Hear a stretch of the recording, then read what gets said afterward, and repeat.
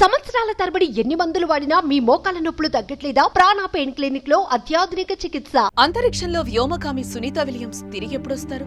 ఆమె క్షేమంగా ఉన్నారా? సునీత విలియమ్స్ తో పాటు బుచ్ విల్మోర్ ను భూమి మీదకు తీసుకొచ్చేందుకు నాసా ఎలాంటి ప్రయత్నాలు చేస్తోంది? 16 రోజుల్లోపు వారు భూమి మీదకు రాకపోతే జరిగేదేంటి? అసలు వారు భూమి మీదకు ఎందుకు రాలేకపోతున్నారు?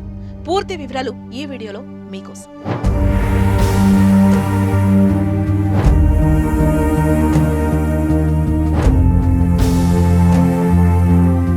భారత సంతతికి చెందిన అమెరికన్ నాసా వ్యోమగామి సునీత విలియమ్సన్ డేంజర్ లో ఉన్నారు. 10 రోజుల మిషన్ లో భాగంగా బుచ్ విల్మోర్ తో కలిసి రోదసీ యాత్ర చేపట్టిన ఆమె తిరిగి భూమి మీదకొచ్చేందుకు ఆటంకాలు ఏర్పడ్డాయి. జూన్ 5వ తేదీన భూకక్షకు 400 కిలోమీటర్ల ఎత్తున ఉన్న అంతర్జాతీయ అంతరిక్ష కేంద్రానికి బోయింగ్ స్టార్ లైనర్ వ్యోమనౌక వారిని విజయవంతంగా తీసుకెళ్లింది. వాళ్ళు జూన్ 14వ తేదీన భూమికి తిరిగి ప్రయాణం కావాల్సిండగా కానీ వాళ్ళు తిరిగి రాలేకపోయారు. వారిని అంతరిక్షంలోకి తీసుకెళ్లిన స్టార్ లైనర్ వ్యోమనౌకలు సాంకేతిక సమస్యల కారణంగా 9 రోజుల్లో భూమి మీదకు రావాల్సిన వారు 50 రోజులు గడుస్తున్నా అడుగు పెట్టలేకపోయారు. వ్యోమనౌకలో హీలియం లీకేజీతో ఇబ్బందులు తలెత్తాయి. 28 థ్రస్టర్లకు గాను 5 పనిచేయడం మానేశాయి. దీంతో సునీత బృందం భూమికి వచ్చేందుకు కుదరటం లేదు. నాసా వారిని క్షేమంగా తీసుకొచ్చేందుకు ప్రయత్నాలు చేస్తోంది. భూమి మీద నుంచి ఆకాశంలోని స్టార్ లైనర్ కు నెలన్నరగా మరమ్మతులు చేస్తోంది. అయితే ఆ మరమ్మతులు పూర్తి కాకపోవటం అందరిలోనూ ఒకటే టెన్షన్. సునీత విలియమ్స్ ల్యాండింగ్ కోసం ప్రపంచ వ్యాప్తంగా ఆసక్తి నెలకొంది. త్వరలో క్రూ-9 మిషన్ అంతర్జాతీయ అంతరిక్ష కేంద్రానికి చేరుకోవాల్సింది.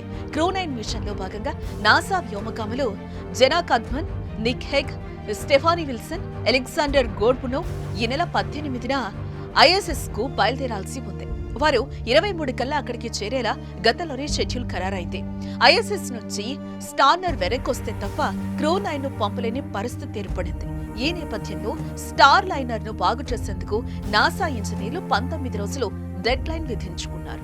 స్పేస్ క్రాఫ్ట్ లో తలెత్తిన సాంకేతిక ఇబ్బందులను సరిచేసేందుకు ఇంజనీర్లు విరామం లేకుండా శ్రమిస్తున్నారు.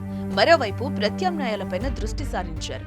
ఈ ఛాలెంజింగ్ మిషన్ లో వ్యోమగాములను సురక్షితంగా భూమి మీదకు తీసుకొచ్చేందుకు స్పేస్ ఎక్స్ డ్రాగన్ క్యాప్సూల్స్ ను వినియోగించి అంశంపైన ఆలోచనలు జరుగుతున్నాయి. అయితే కౌంట్ డౌన్ టైం ఆందోళనకు గురి చేస్తోంది.